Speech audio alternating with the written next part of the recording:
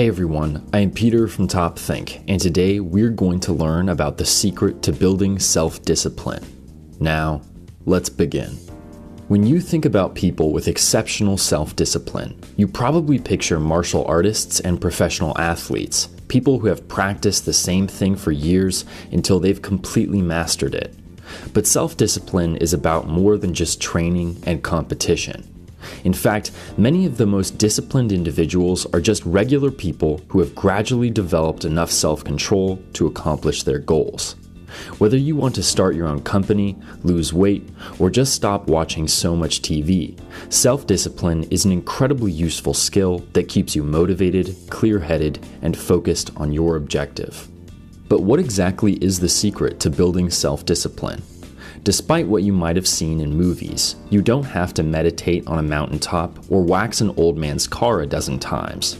These kinds of extremes, while entertaining, don't actually work because time and consistency are essential for anyone hoping to live a more disciplined life. So, the real key to developing self-discipline is moderation. Doing something in moderation means having the power to stop yourself when you've had enough. If you want to have a more controlled diet or reduce the time you spend playing video games, you shouldn't try to suddenly make extreme changes to your lifestyle. Instead, focus on moderating your behavior, reducing your bad habits little by little to develop the kind of self-discipline that will last a lifetime. So how do you put all of this into practice? Here are 7 strategies you can use to master self-discipline. Number 1. Find your weaknesses. No matter what kind of bad habits you have, the first and most important step toward becoming a more disciplined person is identifying and accepting your weaknesses. The simple truth is that everyone in the world has a weakness for something, whether it's eating junk food, drinking too much coffee, or spending money you don't have. While some weaknesses are more destructive than others, building self-discipline isn't about getting rid of those weaknesses, but learning how to control them. Many people never even get to this stage because they can't accept how little control they have over their own actions. This kind of denial can lead to addiction, so it's important that you address these issues before they take over your life. For many people, the idea of moderation is much less intimidating than cutting yourself off completely. So instead of focusing about which bad habits you need to remove, think about which ones you'd like to lessen. Number 2, create easy habits. On your road to becoming a more disciplined person, you're going to develop a set of new and improved habits, but it isn't going to happen overnight. Imagine you're trying to lose 20 pounds. You can't just wake up one morning and decide it's time for a 30-minute run when you haven't worked out in years. You're going to end up exhausted, sore, and unmotivated, so you should start slow and work up towards your goal over time. Plan out more manageable, easier workouts that leave you feeling optimistic and proud of yourself.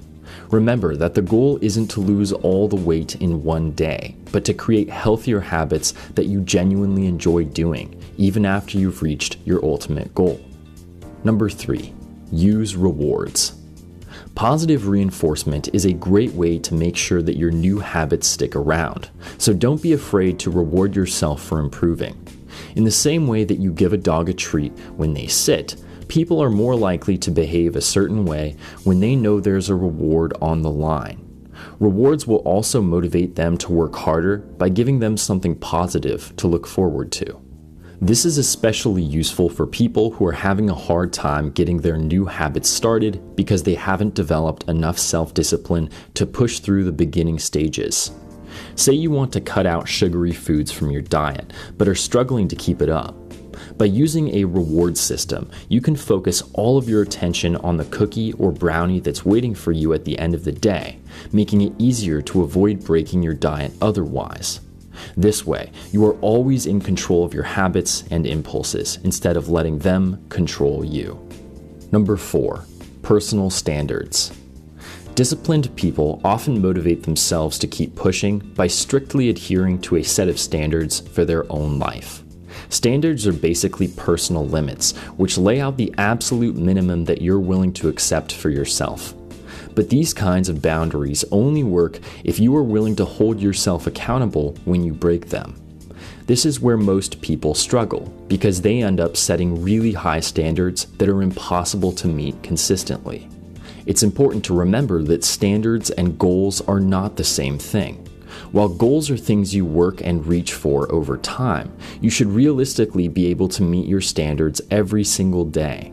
Writers, for example, might aim to write 3,000 words a day, but have a standard of only 2,000.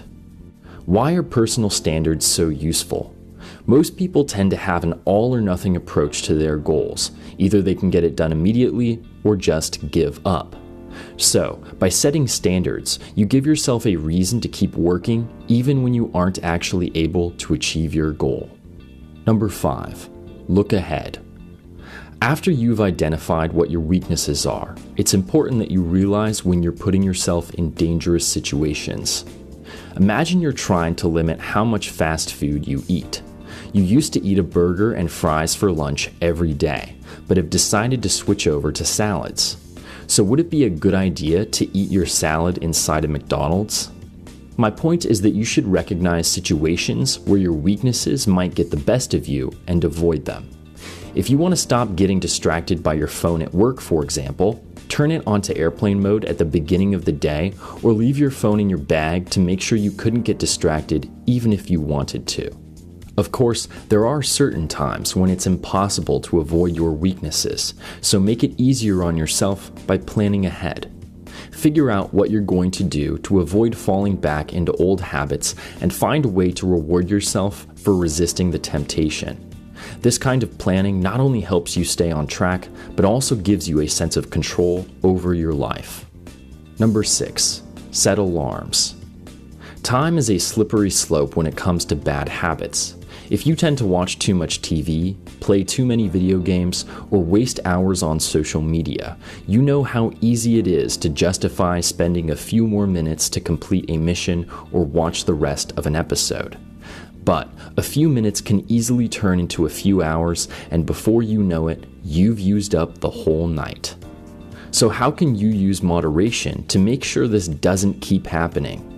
Most people tend to focus on removing the TV and video games, getting rid of them even though they weren't the problem in the first place. The real problem is how much time you spend on them. In other words, you can keep playing the games you love as long as you stay within a set time limit. Next time you start up any game, set an alarm for 1 hour and make sure you turn the volume all the way up.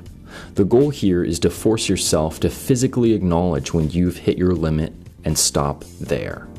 If you want to take it one step further, put your alarm across the room so that you have to put the controller down and stand up to turn it off.